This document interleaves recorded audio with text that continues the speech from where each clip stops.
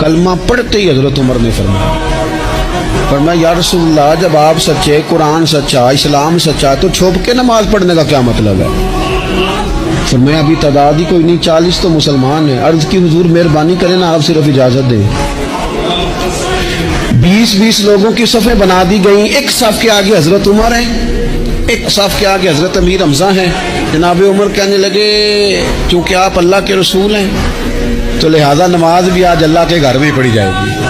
تو حضرت عمر بیت اللہ شریف کے بیچ کھڑے ہو کے نعرہ لگاتے ہیں، فرماتے ہیں میں عمر ہوں، تم مجھے بھی جانتے ہو، میرے باپ کو بھی جانتے ہو، تم میرا قبیلہ بھی جانتے ہو، میں نے پڑھ لیا ہے محبوب کا کلمہ۔